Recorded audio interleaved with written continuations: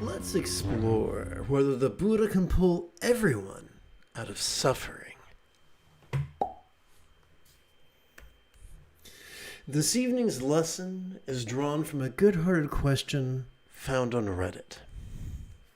Here's the question. If a Buddha can pull beings out of samsara by their power alone, why doesn't Lord Shakyamuni do this for every Buddhist of every sect? So let's start right here. When I read, if a Buddha can pull beings out of samsara, it reminds me of pulling a cork out of a bottle. So a Buddha is not a god.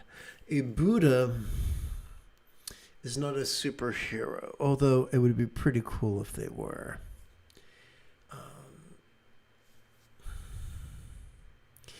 In the second to the final reel of the first Matrix movie, the protagonist Neo was able to do all sorts of really fun, interesting things, stopping bullets and even flying. That sounds awesome, doesn't it? But what if enlightenment was simply the mastery of the Eightfold Path? Getting so good at the Eightfold Path that we practice it spontaneously, habitually, easily, and effectively. If that was the case,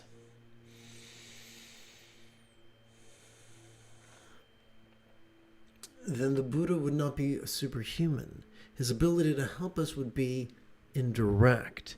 A Buddha can help us by directly giving teachings or writing teachings or dictating teachings and having them left behind, and by setting an example. For they are but men and women of flesh, blood, and bone, just like us. So there are many ways of looking at samsara. The poetic way of looking at samsara is as an ocean of suffering. A literal way of viewing samsara would be the tyranny of our survival impulses. We evolved survival impulses, and that's a good thing. But when they control us, when we are forever dominated by them like a marionette on a string, then our lives are unfulfilling and painful. Or I should say extra painful. Painful 2.0. And so the Buddha's teachings help us to not necessarily become masters of manifesting, to not become the all-beings master of time, space, and dimension, but to simply become the healthy, well-adjusted human beings that our dogs already think we are. When we read any literature from any culture, we have to remember that all complex life forms on this planet evolved to think symbolically. Therefore, to read anything, any corpus of literature, 100% literally, is going to do more harm than good. Let's continue. The person asking the question begins. I'm trying to learn a little bit more about Mahayana, for I previously studied Theravada, and I'm really getting hung up on the concept behind Pure Land, and that's perfectly understandable. So a Theravada could translate from the Pali as Path of the Elders. Mahayana literally translates as superior vehicle or superior raft. So right off the bat, if Theravada, Path of the Elders, is a little bit elitist, then superior vehicle is super duper elitist. So here's something to think about. About 100 years before the advent of the Buddha, Lao Tzu either composed or collected the 81 poems that we refer to as the Tao Te Ching. If one was to read them every week, after a while, one would notice patterns.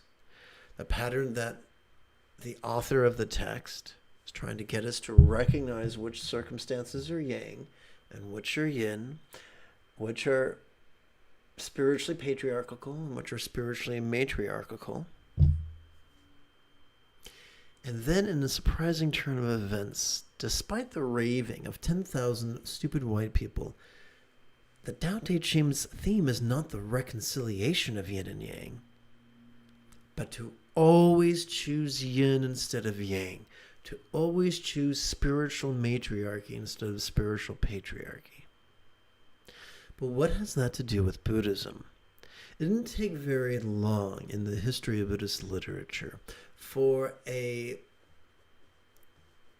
either a myth or a set of tales to develop that were described a dichotomy between the Buddha, known as Gautama, and his wicked, evil, filthy, horrible scoundrel of a cousin, Devadatta. So Devadatta thought it was just splendid to be rigid, fearful, controlling, elitist, cryptic, competitive, and cruel. And oddly, Sturgeon's Law reminds us that 90% of everything sucks, and not in the fun, tingly way. And therefore, it becomes a little surprised, but still very disappointing that 90% of so-called spiritual teachers are just like Devadatta, thinking it's marvelous to be rigid and fearful and controlling, elitist, cryptic, competitive, and cruel. And that only a very slender minority follow the true path of the Buddha and try to be flexible, loving, laid back, egalitarian, lucid, cooperative, and kind. I've lived in many monasteries, and I've seen metaphoric demons and monks' clothes. I've seen people with shorn heads and fancy robes just be cruel and ignorant and superstitious. I've seen that with monks. I've seen that with nuns. I've seen that in Theravada. I've seen that in Mahayana. I've seen that in Vajrayana. I've seen a minority of people who really get it and a majority of people who don't. So the idea of elitism is nothing new in the history of humanity. And the whole idea of a Pure Land is like this. If you don't recite the name of one particular Buddha all day, every day, then you're going to take an inauspicious rebirth and roast your gonads in Buddhist hell. Blah, blah, blah. So says every son of Devadatta. So says everyone who thinks being rigid, fearful, and controlling is a good idea. But those who don't feel that way, those who feel that it's much wiser to be flexible and loving and laid back, would refer to the Buddha's teaching in the collection of the 11s and say, the easiest way to ensure an auspicious rebirth, if there is such a thing, is to practice loving kindness.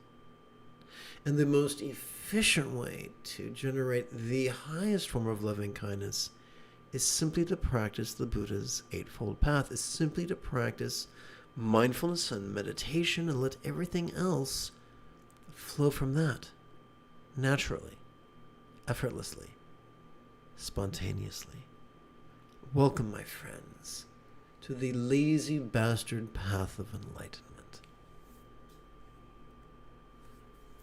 Our friend continues, surely there's nothing Amitabha Buddha, or Limitless Light Buddha, can do that Shakyamuni, sage of the Shakya clan, couldn't also do. My dog's better than your dog. My dog's better than yours. Remember that cartoon? Or that commercial? My dog's better because he eats Kanaraishan. My dog's better than yours.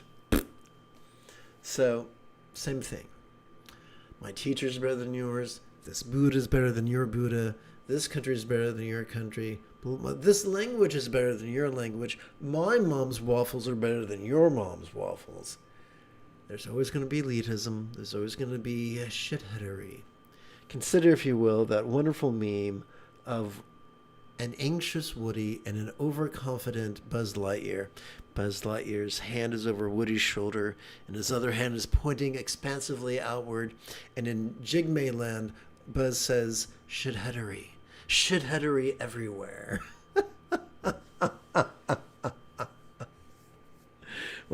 I just had a terrible thought. Let me make sure that this, yes, fabulous.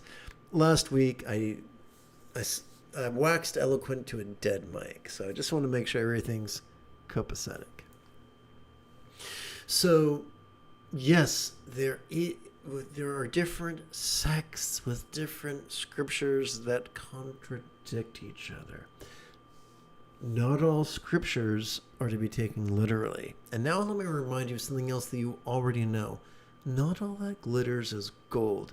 In other words, just because someone says, these are the words of the Buddha, and you defy them at your peril. Like the king of the Gungans. Just because someone says that doesn't mean that's accurate. Had a blow kiss to my partner because I'm all professional all the time. So just because someone says something is a literal scripture doesn't mean it's literal. Just because someone says it's the words of the Buddha doesn't mean it's the words of the Buddha. It just means that some people believe it and say it, and some people don't believe it but say it anyway. Let's continue. It would have to be some difference in their choices or vows, not power. So this right here, in this passage, these bottom 3 lines, we see the author of this question really, really trying to make sense of something that cannot be made sense of without being really cynical. And he's falling into the trap that we all fall into once in a while, that of frantic, desperate rigidity. It couldn't be this. Why? Why couldn't it? Because I wouldn't understand it. I wouldn't like it. It would be scary. So, in Philosophy 101, they introduce us to logical fallacies, and they tell us of an appeal to an absence of evidence logical fallacy. If we don't know what A is, then it must be fill in the blank. Well, in the words of Neil deGrasse Tyson, you're only half right. You don't know what A is. Don't guess. And even worse than guessing is this being sure. I don't know what it is, therefore it must be aliens. I don't know what it is, therefore it must be communists. I don't know what it is, therefore it must be a conspiracy. Oy vey. Sometimes it's enough to say, I don't know what it is. I hope it's not thus and such, but I simply don't know. Super important. I'm not trying to beat anybody up. I'm just hoping that folks don't make the mistakes that I made in my past. That caused a lot of time and a lot of energy and a lot of tears. Our friend continues, we call Shakyamuni unsurpassed in our vows when we convert, or at least I did. So that might be the case, but allow me to share something terribly disturbing. This whole idea of converting and vowing, that's man-made stuff. That's ritual.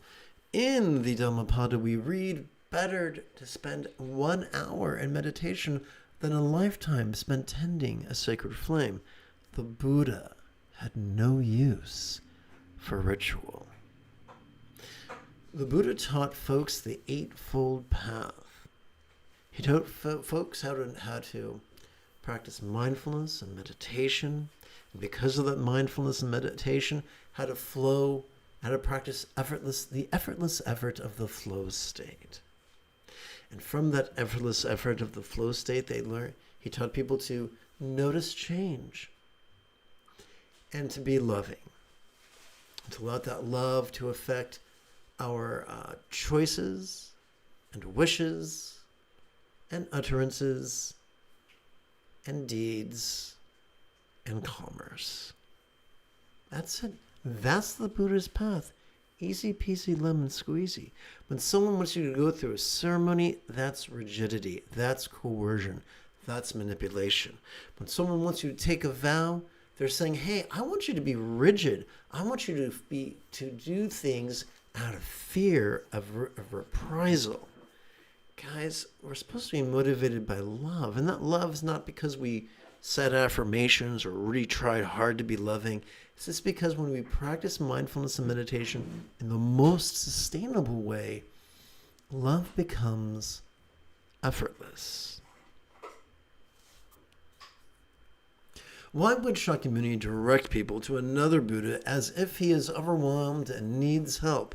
Excellent question. But there's an assumption here. Is that the only reason why Shakyamuni Buddha would do that? I don't know. We don't have all the information. There is no need to perform an appeal to an absence of evidence logical fallacy.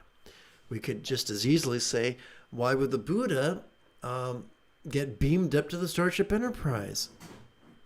I don't think that happened. I have no evidence that it happened. I also have no evidence it didn't happen. I don't know. Why would Shakyamuni use a green lightsaber to defeat a Cylon and instead of Doctor Who's sonic screwdriver? I don't know. There's no need for me to guess at reasons I can't know for things that might or might not have happened. Life can be so much easier if we stop trying to take everything literally.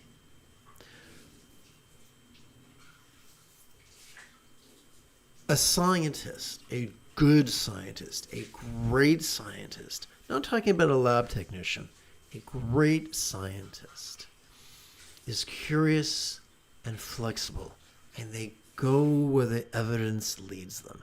And if they have a hunch, they will test it through experimentation, and then they will present their findings to the pack, to the school of rabid piranhas that is the scientific community, and say, guys, these are my findings, but I might be fooling myself. Would you please poke holes in my theories and try to replicate my experimentational evidence, and let me know if you can't. A good-hearted scientist is more concerned about the truth than they are about their theories or their prestige. Even though in late stage capitalism that gets more and more difficult, but that's another discussion for another time. So this is a great straw man argument. Why would Shakyamuni direct people to another Buddha? I don't know. Is he overwhelmed? I don't know. But to assume that's the only reason why that would happen is to paint ourselves into a corner. Once again, I'm not trying to beat anybody up. Those who study cognitive bias and logical fallacy have to work hard not to fall into them. But these things are not taught in elementary school. I wish they were. If those who know about logical fallacy and cognitive bias have to work hard not to get tripped up by them, how much harder is it for those of us who haven't been taught those things? But on the other hand, in Tibet, there is a tradition of someone studying with one teacher, and then a teacher saying, I think you need to study with that teacher now. And someone will study with that teacher, and then that teacher will redirect them to another teacher. When we read Tuku Tandem's Masters of Meditation and Miracles, which you can find in most bookstores, we see that happening over and over and over again without any explanation. Just because we can theorize an explanation, if we can't test it, and if we can't prove it, then that theory is a waste of our time and energy. Now, am I a literalist when it comes to the three Amitabha Sutras? No. Am I a literalist when it comes to the 39th or 38th chapter of the Avatamsaka Sutra, the vows of Samantabhadra? No. And once again, it depends on the translation. For some people, it's the 38th chapter. For sometimes it's 39th. Sometimes it's the 40th. Once again, it's a question of the editors and the translators. But no, I look at it as beautiful and figurative, not literal. Even if there is a Dharma-ending age, our friend asks, if it happens in Shakyamuni's Buddha field, it could only be because of his own choice and reasons. Again, this idea, it could only be. That might be the only reason you conceive of.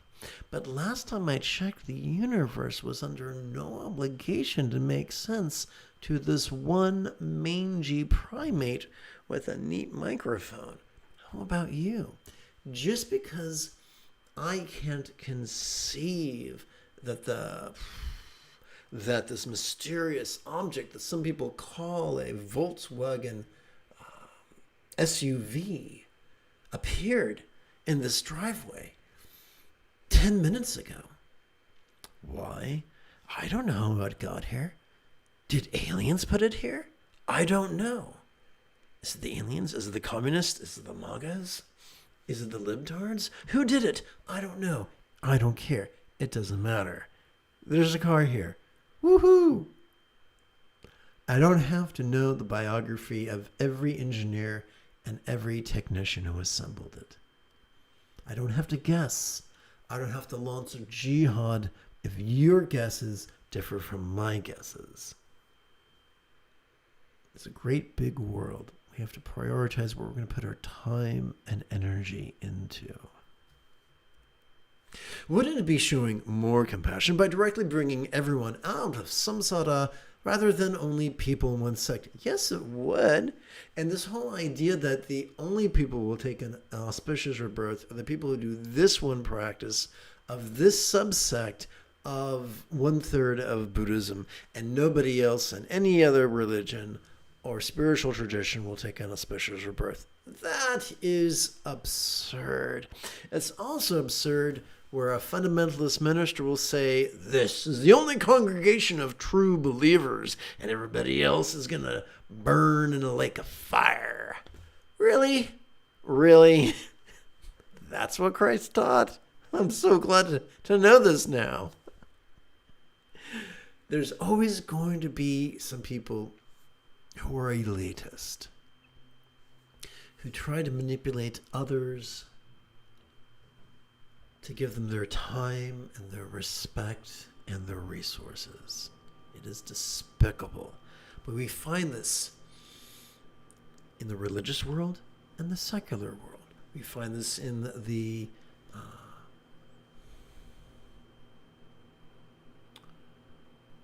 commercial world and in the private world.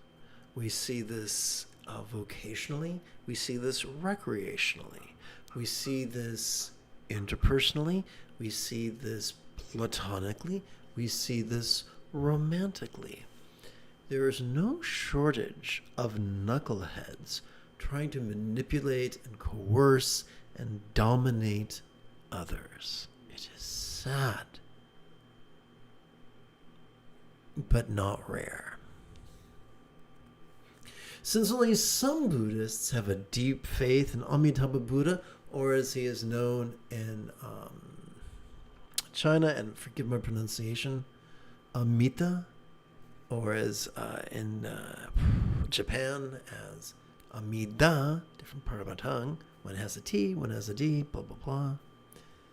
And there were people who will say, if you say Amit tofu, that's perfect. And if you say Amida, well, you're just going to go to hell. And if you say the Sanskrit word Amitabha Buddha, oh man, the earth is going to open up like a great big Venus flytrap and gobble you up. like, what's his face? Like Hannibal Lecter describing the way he, a census taker, once tried to test me. I ate his liver with some fava beans and an esquiente.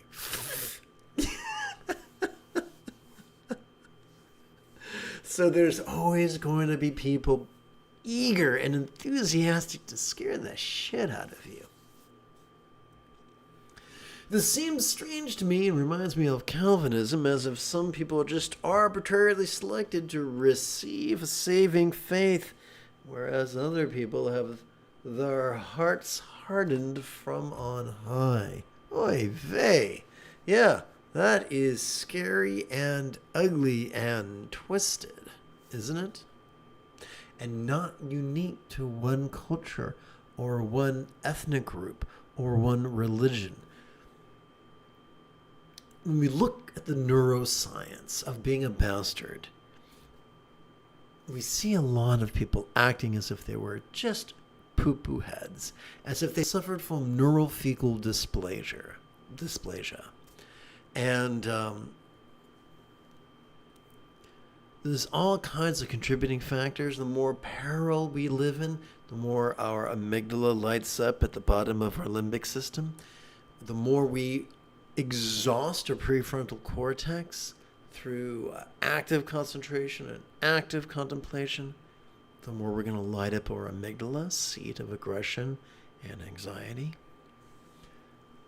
The more, however, we rely upon our autonomic system, the more our empathy center is going to light up. Our anterior cingulate gyrus, seat of empathy and compassion and love. Fortunately, there's an antidote to shitheadery. In the Vimalakirti Sutra, Shakyamuni says that our Saha world that would be just as pure as Sukhavati, or the Pure Land, if he fills it, but he fills it with troubles to help people train. To me, Vimalakirti is the patron saint of douchebags. According to the sutra, he just prances about the countryside, picking fights with people. Yeah. He takes the Buddha's metaphoric teachings, interprets them literally, and then pummels people about the head and shoulders about it. This guy's just spoiling for a fight. He's like those guys and the wrestlers saying, I want a steel cage death match with that guy because he's a big fucker. And that might be interesting entertainment if that's your thing. If you want to watch two buff guys pummel each other about the head and shoulders with steel chairs, knock yourself out. I don't consider that high theater. I don't consider that lofty entertainment. But it's not unique. There's always been shit disturbers prancing about the countryside, making other people's life a living hell. When I lived in one of Thich Nhat Hanh's monasteries, I was exposed to two guys who were just absolute monsters. Just controlling and dominating and demeaning. One was overtly that way, one was subtly that way. And it kind of reminds me of that episode, a season ender of Star Trek Next Generation. There was one season that ended with the Romulans. And there was a captain and a vice captain. I'm using the wrong terms. And the captain was just very laid back and domineering, but in a very laid back. And his second in command was sitting on the edge of his chair, and his elbows were on his knees, and he was looking through the viewer from between his eyebrows, and he was just ready to jump through the view screen onto the bridge of the Enterprise and bite Picard on the ankle. I mean, the word mad dog comes to mind. So I saw people typified by both of those archetypes in Thich Nhat Hanh's monastery. That's not the only monastery I saw that. I traveled about the countryside, living in different monasteries. I saw all kinds of human yuckiness, including the human yuckiness we see in the Vimalakirti Sutra. It's basically how don't let this happen to you. Do you remember when you were a kid watching black and white reruns of I Love Lucy? There was one episode where she visited an arts and crafts store, and they completely sold her that on the lie that she was a sculpting prodigy, and she bought all these supplies and poured herself into this hobby. And at the end of the episode, it turns out that her antics got her mentioned in a book. Sadly, the chapter in the book was "Don't let this happen to you." Similarly, the Vimalakirti Sutra is just like this. Hey, this is how not to be a sanctimonious dick. So, the second fold of the Eightfold Path is called right aspiration. I prefer the translation wishing love. The Buddha never claimed to be a god. The Buddha never claimed to be omnipotent. The Buddha never claimed to deliberately cause people to suffer so that they could spiritually train. That is malarkey. To call that malarkey is an insult to malarkey. Let's continue.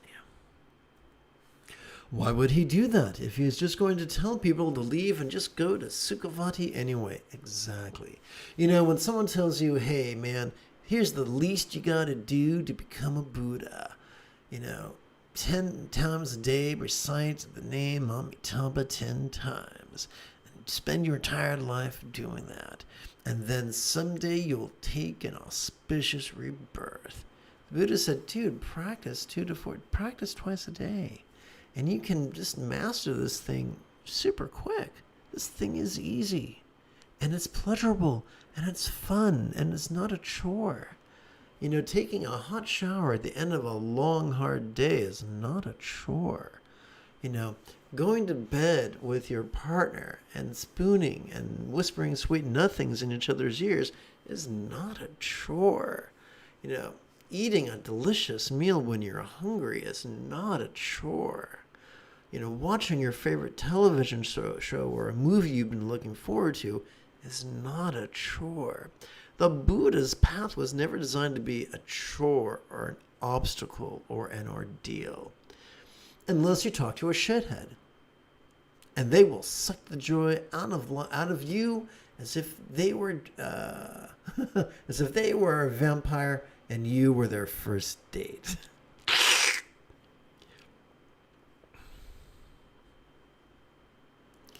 By the way, if you were in a relationship with someone, would you want someone to be just enthusiastic for you guys to have the best life possible? Or would you want someone who's just wants to do the bare minimum to keep you around? Well, of course you want the first. So if the only way we can practice Buddhism is in search of the bare minimum, then we've probably taken a wrong turn in Albuquerque. We've probably missed something. Buddhism's supposed to be easy and pleasurable and transformative. If it isn't, find a better teacher.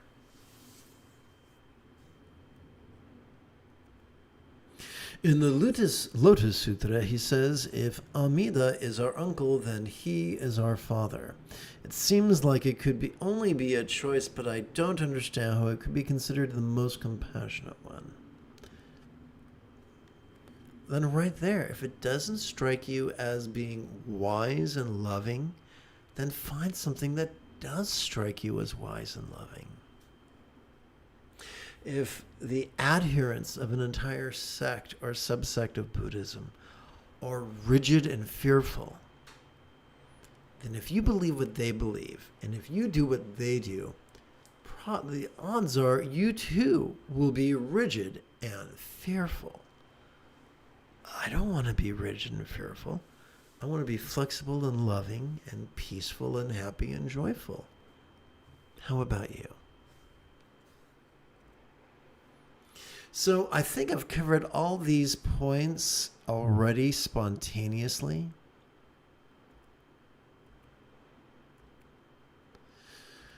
Yep, what is the ultimate test of the teachings? It's simple. Apply them for about 5 minutes every 12 hours or so. Do this for 7 consecutive days and then notice your results. At the end of 7 days, are you less peaceful or more peaceful? Are you less joyful or more joyful? Are you less loving or more loving? Are you less resourceful or more resourceful? That's it. The proof of the pudding is in the tasting. My friends, I look forward to practicing with you and chanting with you after about 30 seconds of housekeeping. This is Lama Jigme Gyatso of the Buddha Joy Meditation School. For more than 30 years, I spent about 8 hours a day, almost every day, studying, practicing, mastering, and reverse engineering the teachings and techniques of each sect of Buddhism so that you would not have to. Welcome, my friends, to Meditate Like a Jedi, which is made possible due to the generosity of viewers just like you.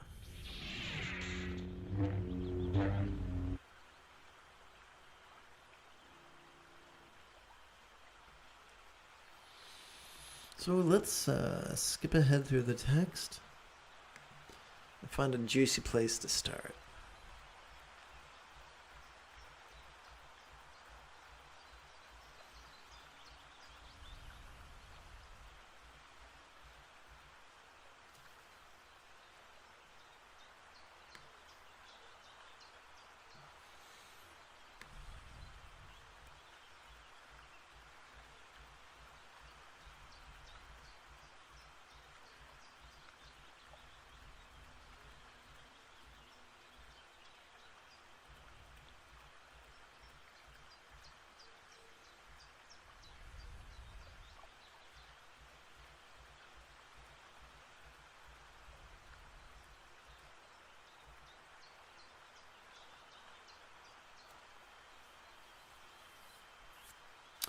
Cowabunga. Okay. Let's bring the 5 body regions into the path of bliss and letting go.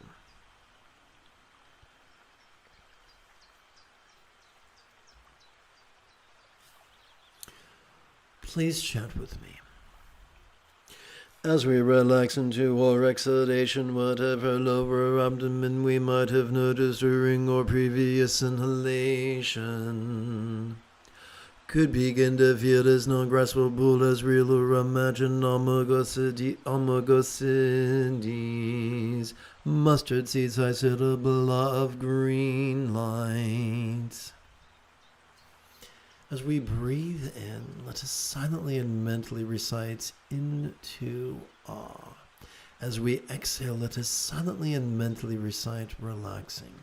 Now, this is not concentration, but we're silently and mentally playing with words in harmony with our breathing. Our mind's going to wander. That's fine. Sometimes the wandering is going to be in the background. Sometimes it's going to be in the foreground. Sit back and enjoy the ride.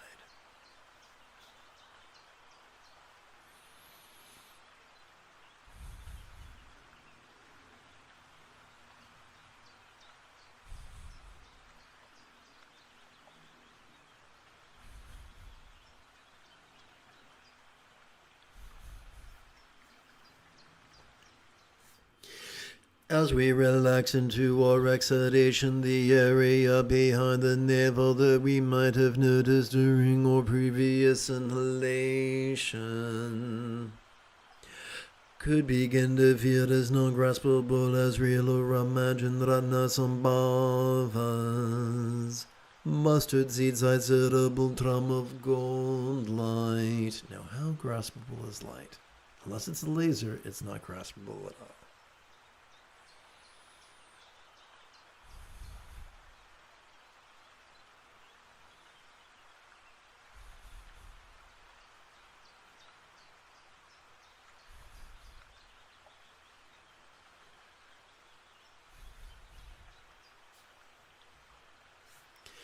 As we relax into our exhalation, whatever just we might have noticed during our previous inhalation could begin to feel as non-graspable as real or imagined akshobyas.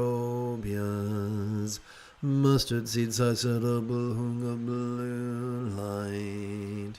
We don't gotta believe nothing. We're just playing with words and breath and noticing what happens.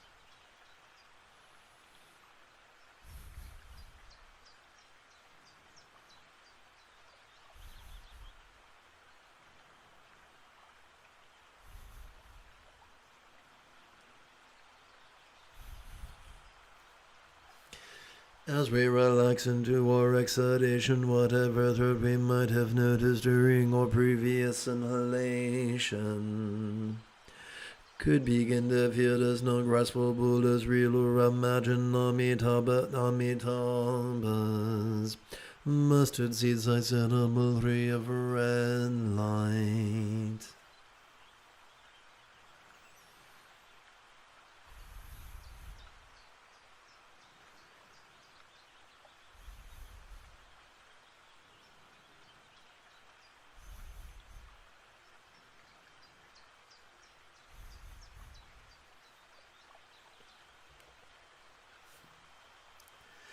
As we relax into our exhalation, whatever chronoscope we might have noticed during our previous inhalation could begin to feel as non-graspable as real or imagined vairochanas.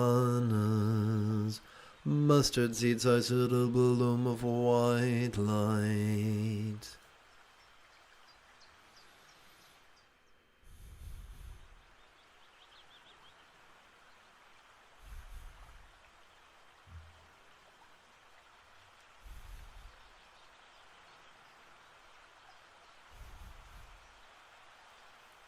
Now let us wade into the waters of mindfulness.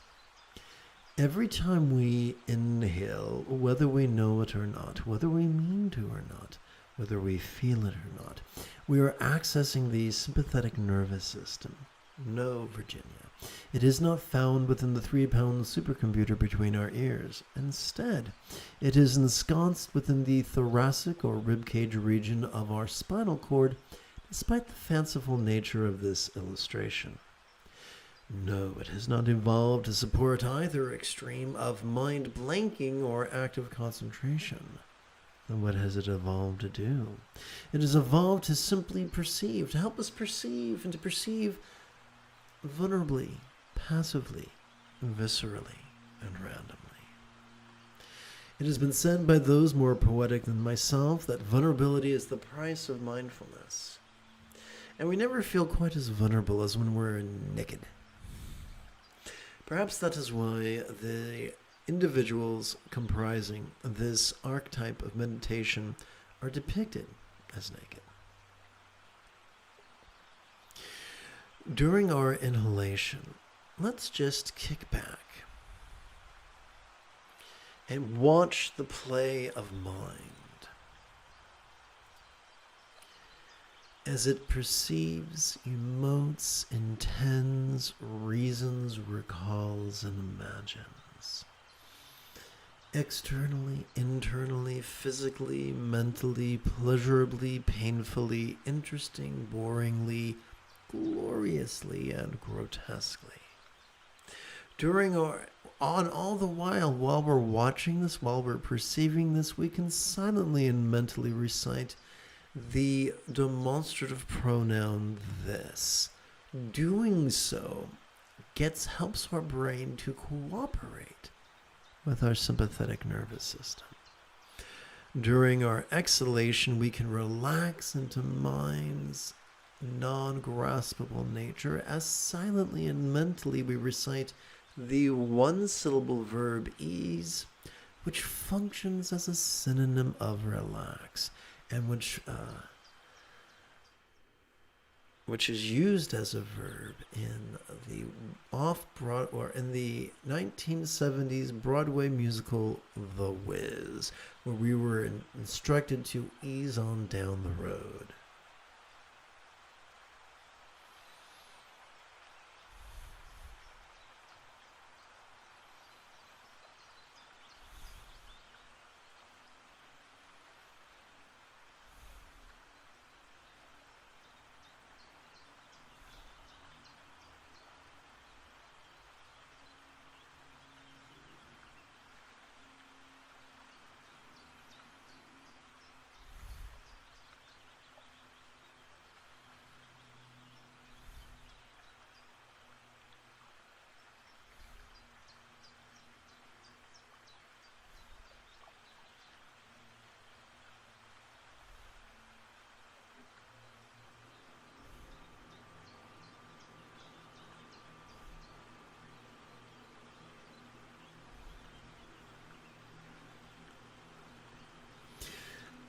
Welcome to this evening's live stream. The moment you have a specific question about Buddhist chanting, Buddhist meditation, Buddhist philosophy, or how to apply them, simply type your question in great detail in the chat window.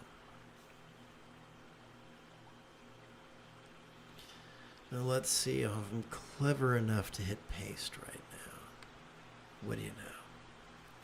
Now that we've climbed to conventional cruising altitude, now that we've climbed to contemplative cruising altitude, together as a team, let us meditate as transformatively as young Luke Skywalker on Dagobah under the guidance of Yoda. Come, let us bring the dualistic 5 perceptions into the path of non-duality's awareness and letting go.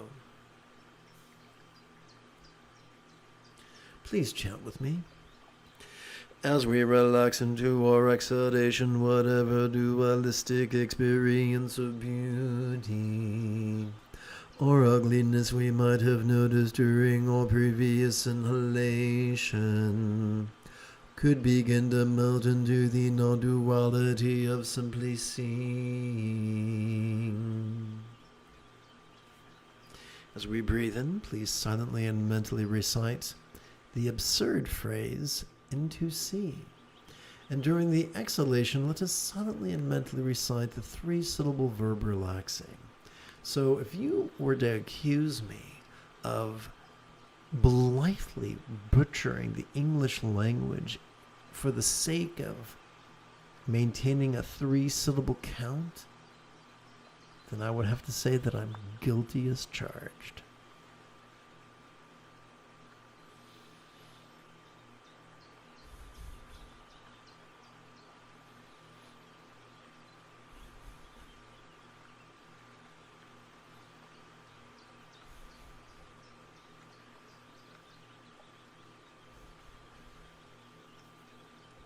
Please chant with me. As we, I keep hitting that poor mic.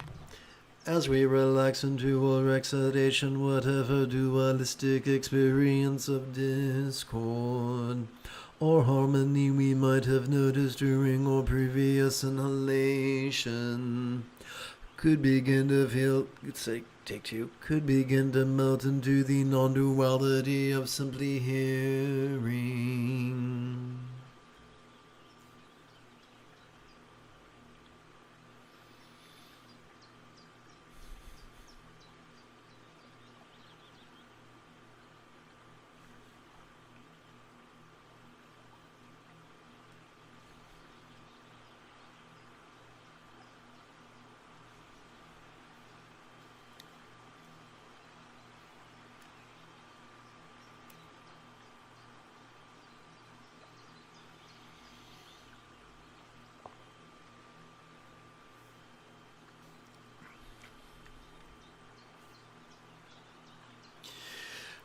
As we relax into our exhalation, whatever dualistic experience of foul or fragrant we might have noticed during our previous inhalation could begin to melt into the non-duality of simply smelling. Smelling here refers not to BO, but instead to a form of perception.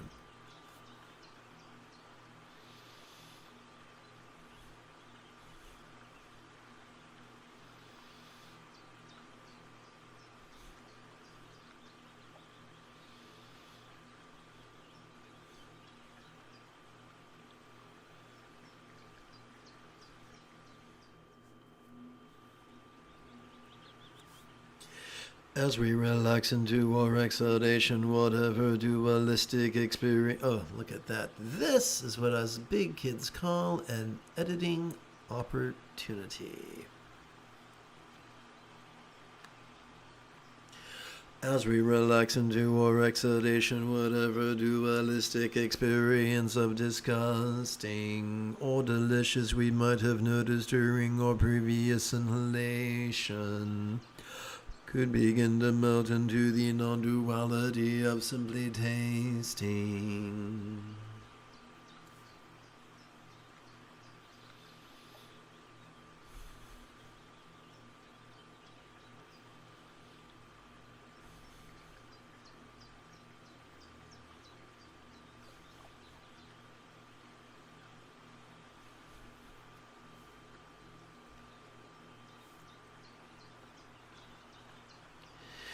As we relax into our exhalation, whatever dualistic experience of pain or pleasure we might have noticed during our previous inhalation could begin to melt into the non-duality of simply feeling. I wrote feeling, but I think I should have put sensing instead, so please bear with me.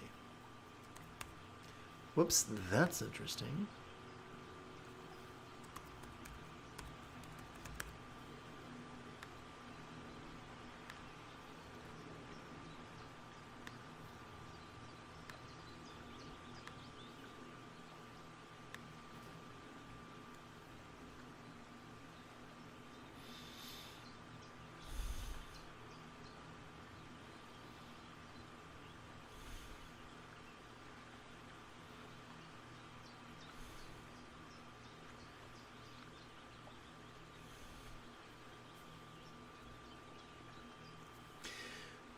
So let's have a bit of a review. We discussed a few moments ago how every time we inhale, we're wired to notice. We're wired to notice sights, sounds, sensations, flavors, scents, and the like. We're wired to notice emotions, intentions, thoughts, memories, and imaginings.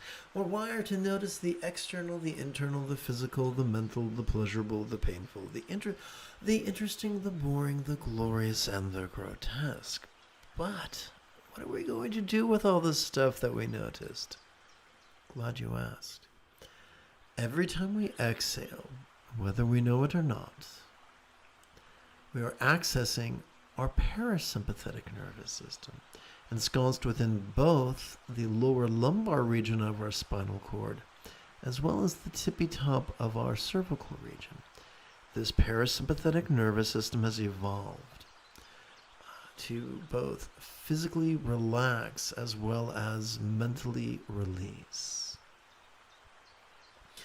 Every time we relax into our exhalation, whatever we noticed during our previous inhalation can begin to feel less graspable. Now, since all complex life forms on this planet have evolved to think symbolically, let us sprinkle some figurative language upon this, shall we? Now I've got that song by the Scorpions stuck in my head. As we relax into our exhalation, whatever we noticed during our previous inhalation could begin to feel as if it was as non-graspable as a vast, empty void. Now, any English teacher worth their salt will remind us that a simile is only as effective as it is relatable. Therefore, we must ask, what is a real-world example of a non-graspable, vast, empty void? How about the illusion of the infinite azure sky on a bright and beautiful cloudless morn, which, although could be tantalizing to the eye, is also non-graspable to the hand?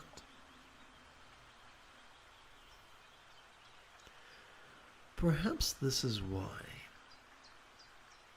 this meditational archetype is often depicted as translucent or as non-graspable as a rainbow in the sky.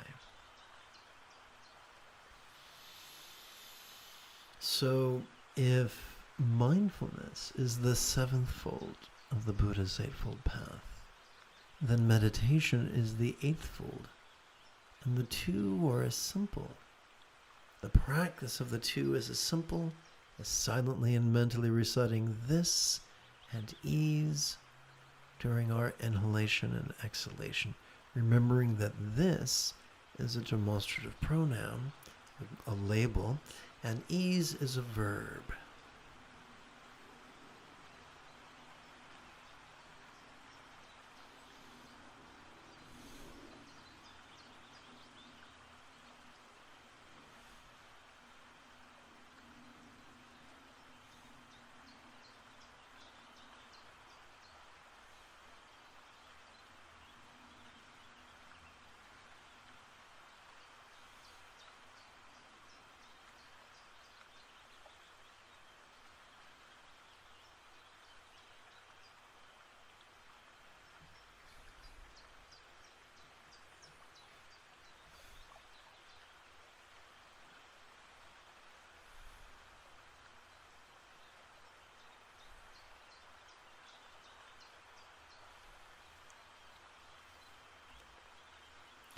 Let us bring the 5 mental poisons into the path of awareness and letting go.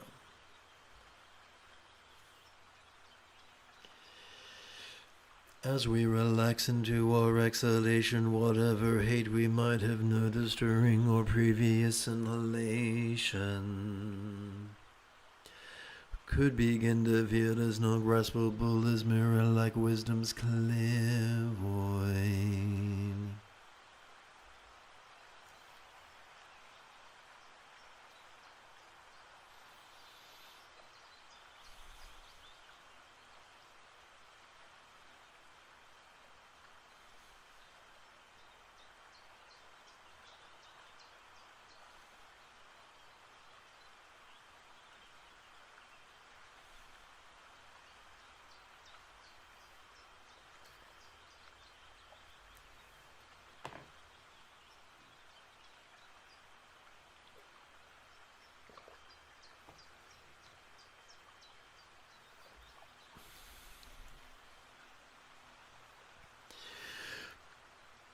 As we relax into our exhalation, whatever pride we might have noticed during our previous inhalation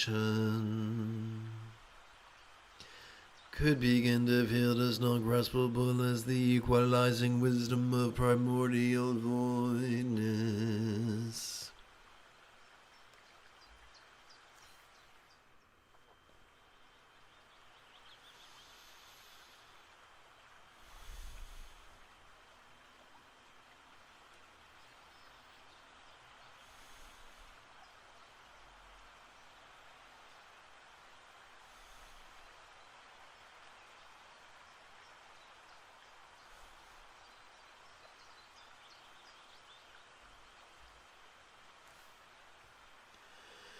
As we relax into our exhalation, whatever craving we might have noticed during our previous inhalation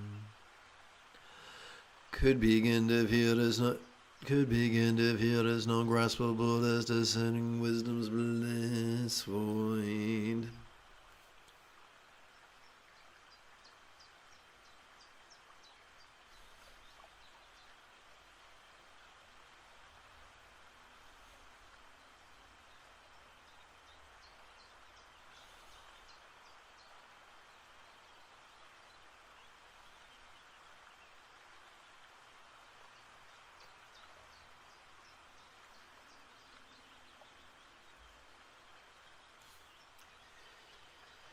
As we relax into our exhalation, whatever jealousy we might have noticed during our previous inhalation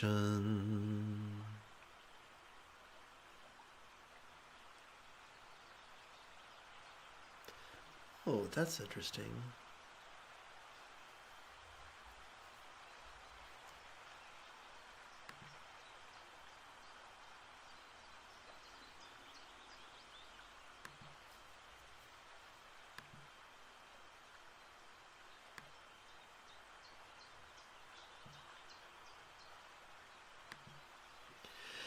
Could begin to feel as non-graspable as all-accomplishing wisdom's void intellect.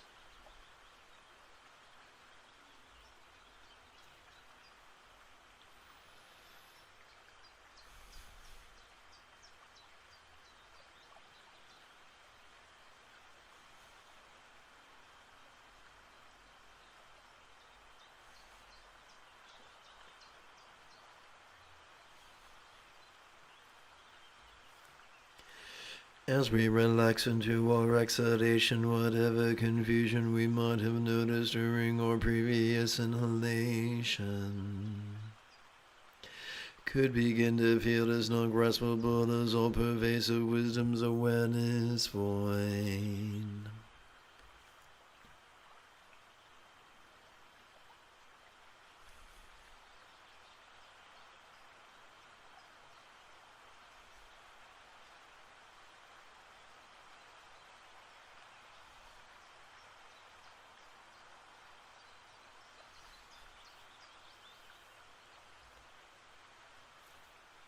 I would like to share with you the one of 3 fringe benefits of exercising mindfulness and meditation.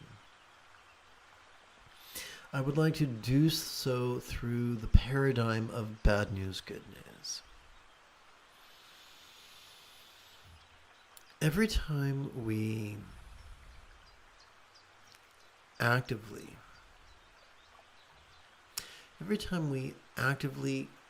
concentrate and actively contemplate, our blood mass collects in our amygdala at the bottom of our limbic system, which functions as the seat of both anxiety and aggression, which is pretty ironic, isn't it? However, when we replace active concentration for passive mindfulness, or I should say with passive mindfulness, and when we replace active contemplation with passive meditation, then our blood mass shifts to a hunk of meat described as the anterior cingulate gyrus, just a few centimeters behind our forehead. It functions as the seat, as the hub of our mirror neurons, the seat of empathy and compassion and love.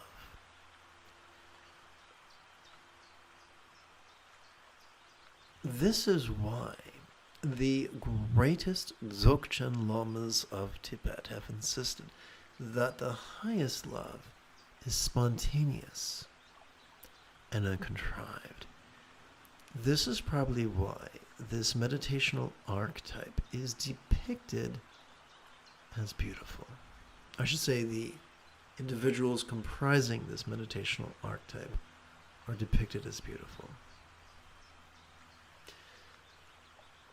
During our inhalation, let us kick back and observe the antics of mind as it perceives, emotes, intends, reasons, recalls, and imagines spontaneously. All the while, we can silently and mentally recite the demonstrative pronoun this, the ultimate label. As we exhale, we could relax into mind's non-graspable nature, as silently and mentally we recite the one-syllable verb, ease.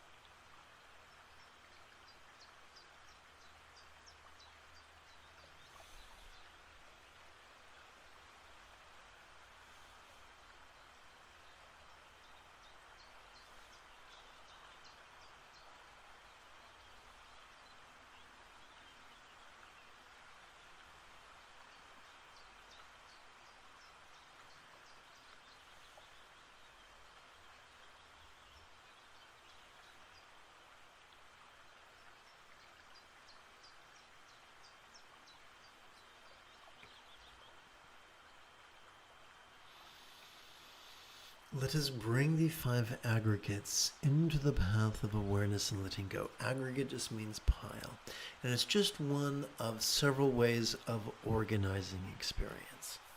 So let us not fall into the trap of superstition.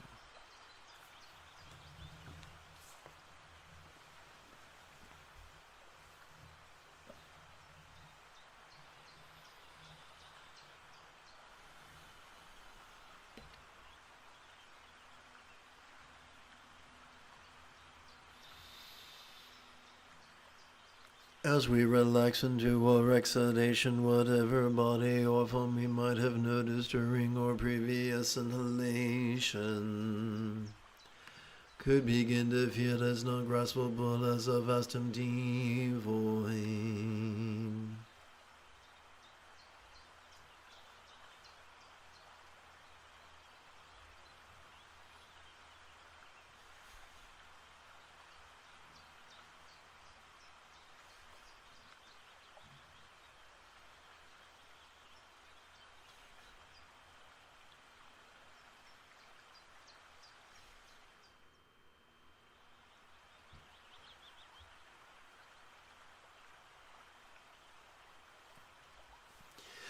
As we relax into our exhalation, whatever sensation such as pleasure,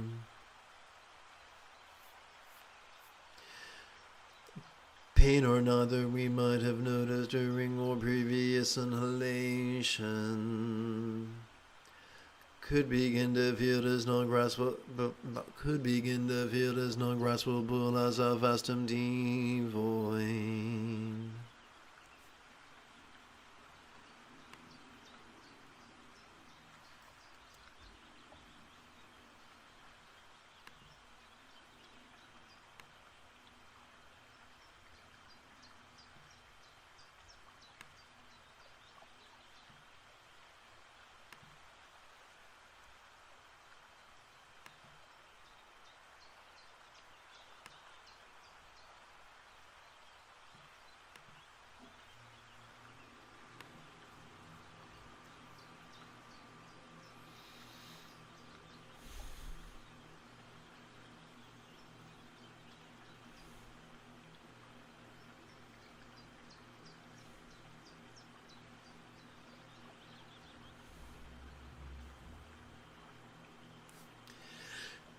As we relax into our exhalation, whatever appraisal of pleasure or pain's intensity or volume we might have noticed during our previous inhalation could begin to feel as non-graspable as a vast empty void.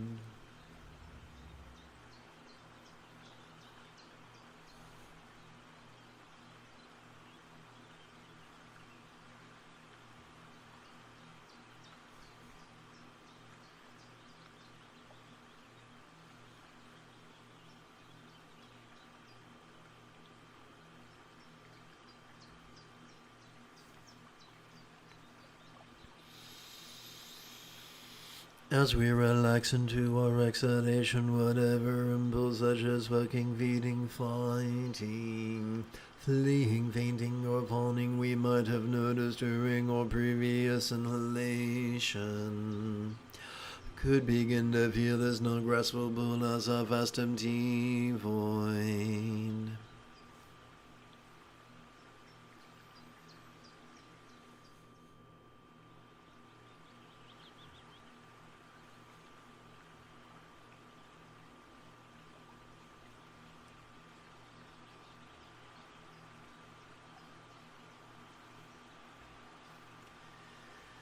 As we relax into our exhalation, whatever awareness of perception, emotion, intention, cognition, recollection, or imagination we might have noticed during our previous inhalation could begin to feel as non-graspable as a vast empty void.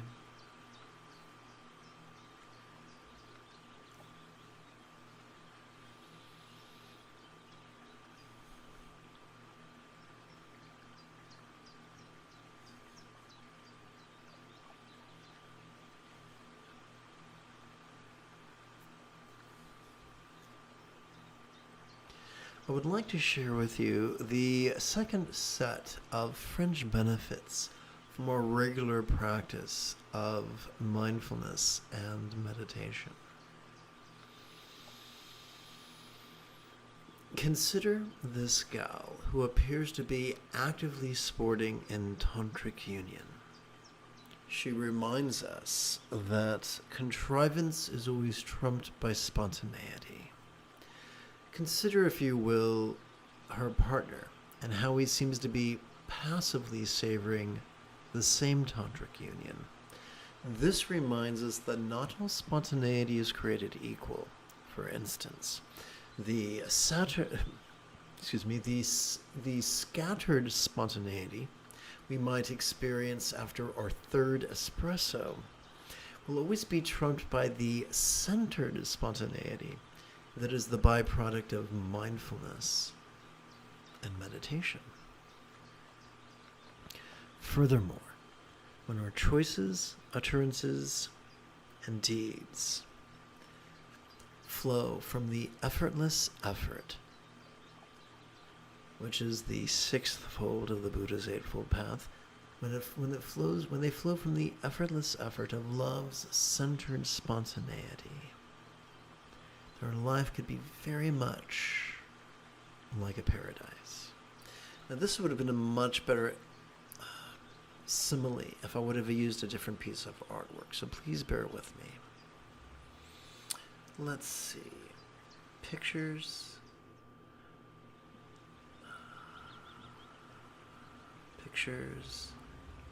Buddhist yoga, the 5 dhyana Buddhas, Amitabha. Here we go. So this is ginormous, so let me think if I can't make this smaller. And I'm going to delete this.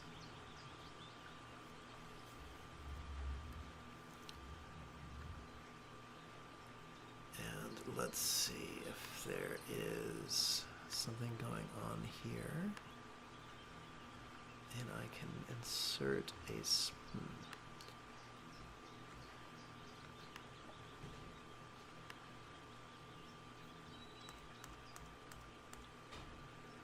There we go.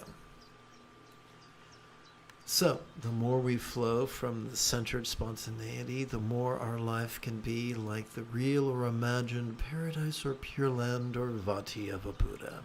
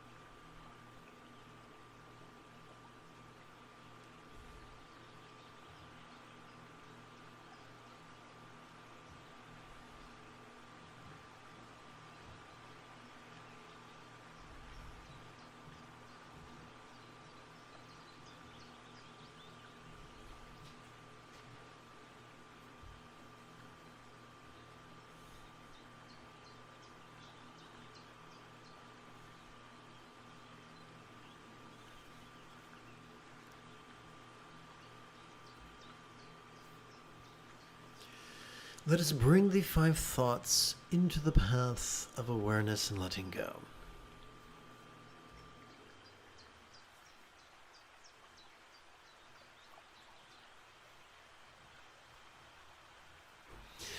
As we relax into our exhalation, whatever emotion we might have noticed during our previous inhalation could begin to feel as non-graspable as a vast empty void.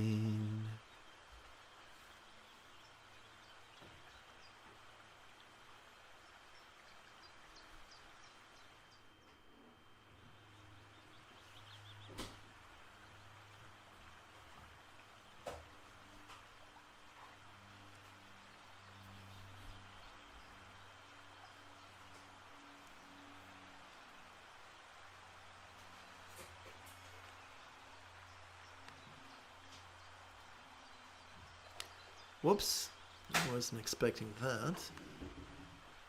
There we go.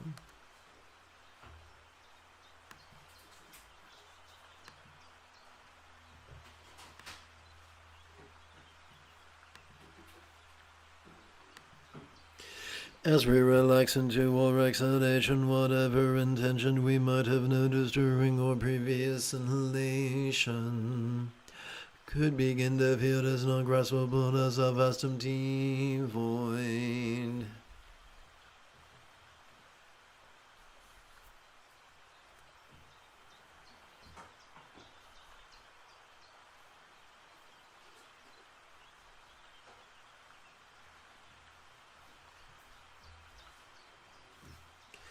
As we relax into our exhalation, whatever cognition we might have noticed during our previous inhalation could begin to feel as not graspable as a vast empty void.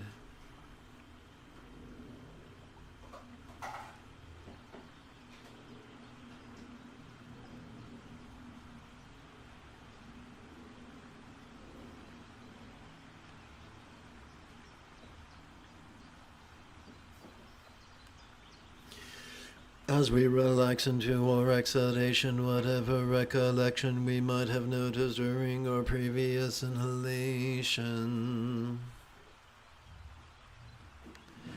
could begin to feel as not graspable as a vast empty void.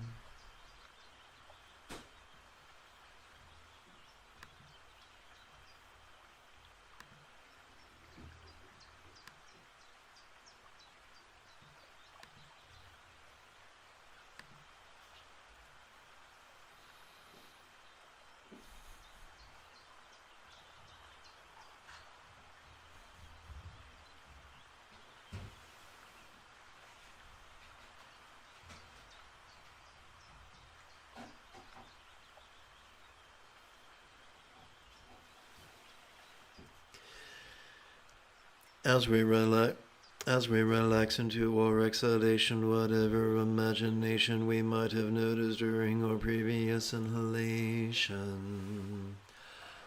could begin to feel as not graspable as a vast empty void.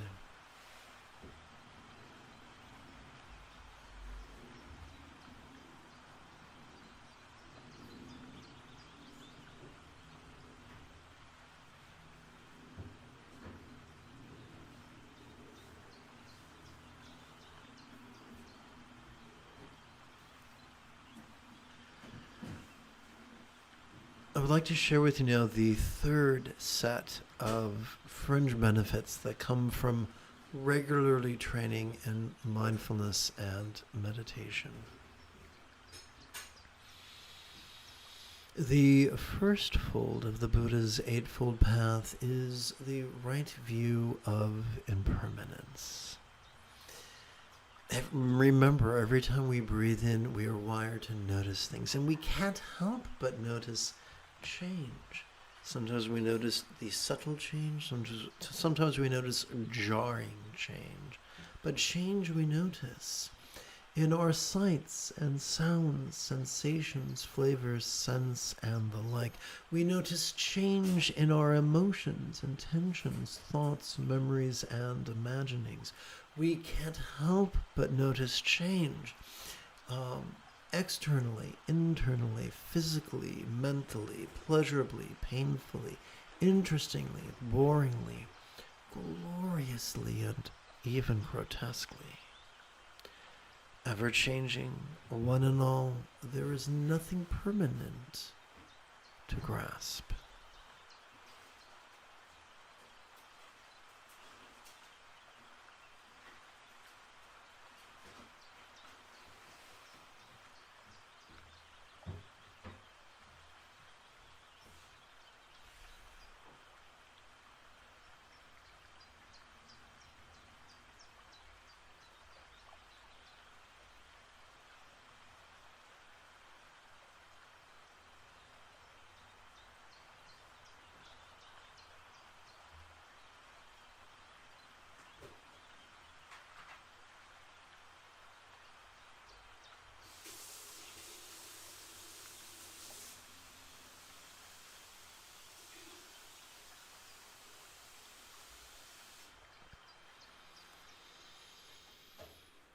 Let us transcend the illusion of samsara and nirvana's vertical duality by metaphorically inviting all the real or imagined Buddhas, their paradises, and their denizens to dwell in the 84,000 pores of our skin, thus practicing the body mandala of duality's awareness and non-duality's release.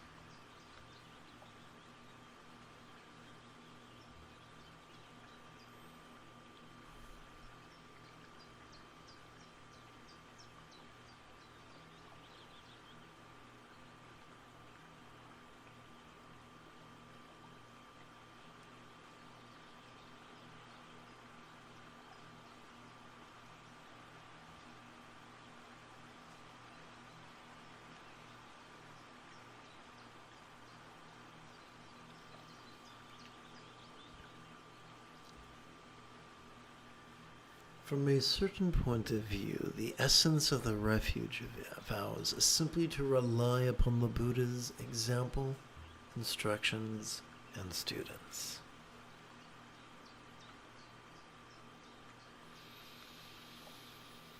Om Mani Mimi Yung, Om Mani Mimi Yung, Om Mani Mimi Yung, Om Mani Mimi Yung, Om Mani Mimi Yung, Om Mani Mimi Yung, Om Mani Mimi Yung, Om Mani Mimi Yung.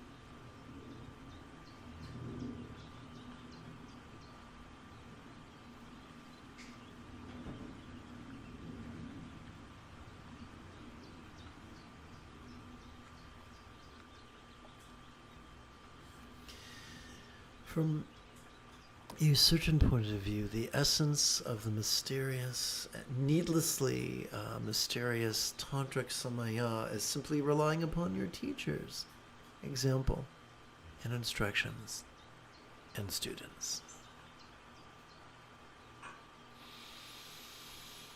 Om Mani Mimi Yung, Om Mani Mimi Yung, Om Mani Mimi Yung, Om Mani Mimi Yung, Om Mani Mimi Yung, Om Mani Mimi Yung, Om Mani Mimi Yung, Om Mani Mimi Yung.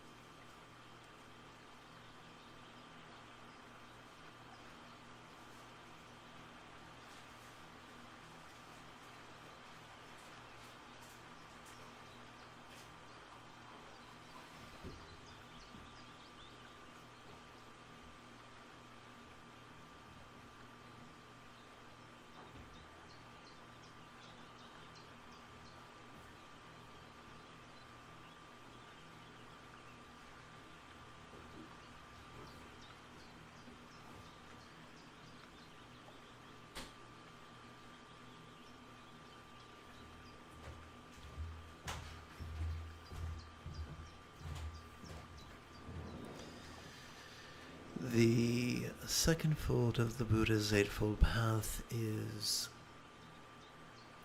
wishing love, what some would consider mental morality.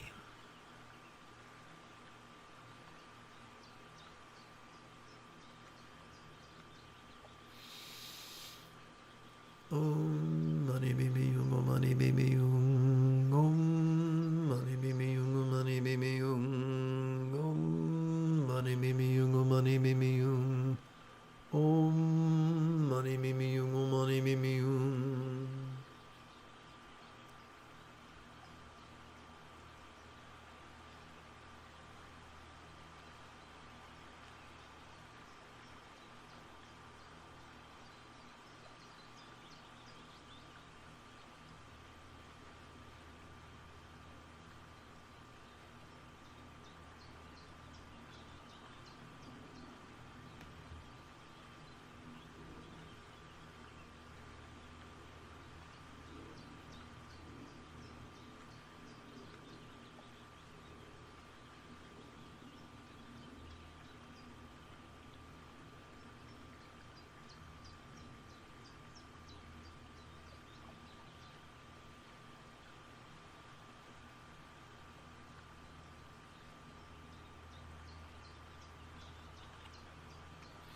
The moment you have a specific question about Buddhist chanting, Buddhist meditation, or Buddhist philosophy, please type your question in great detail in the chat window For goodness sake, be sure to press the send button or I'll never get it.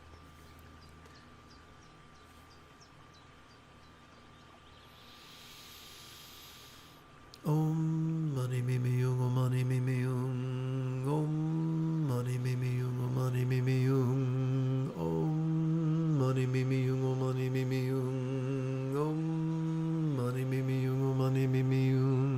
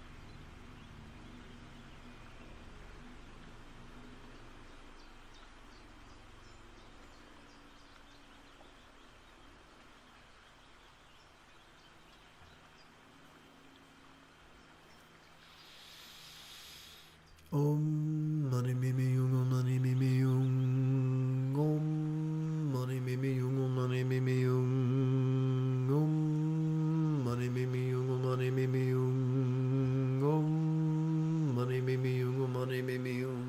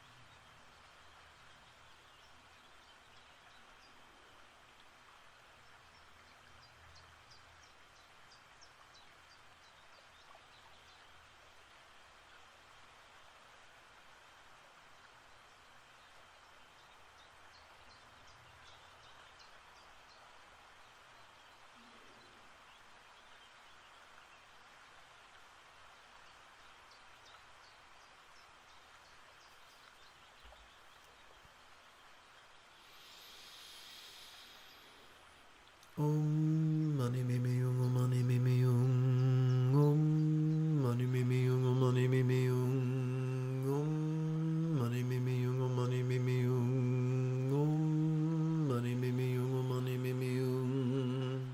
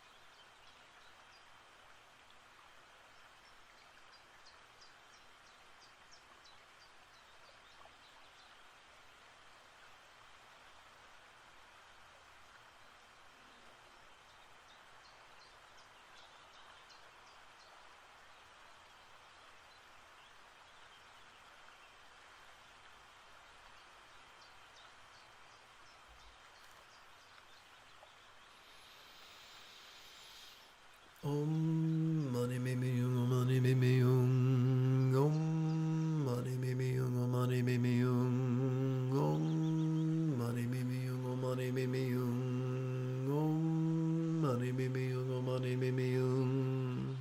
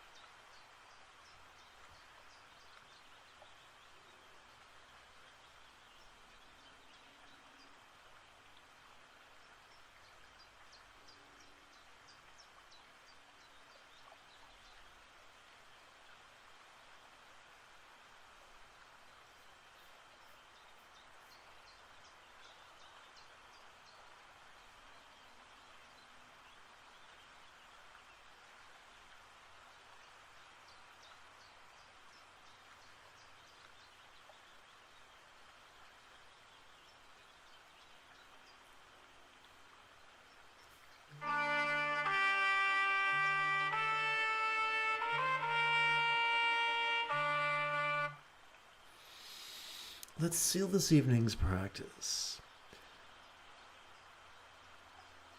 by percussively chanting the love that wishes for universal enlightenment and well-being.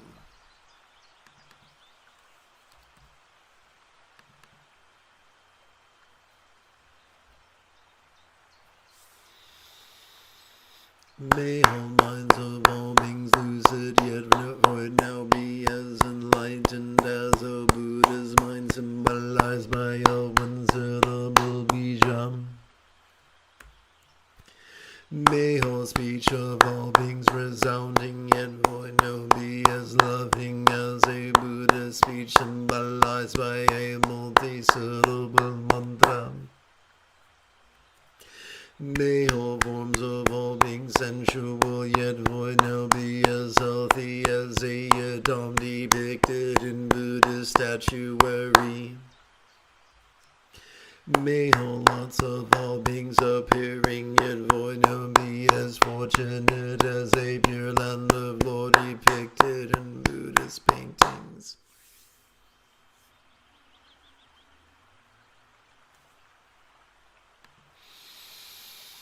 If you feel that I have earned it, you could give this live stream a thumbs up. You could even help support this channel. In approximately 10 2/3 hours, I would very much like to return to tomorrow's early meditation class and group practice. And if you are as geeky as me, may the Force be with you always.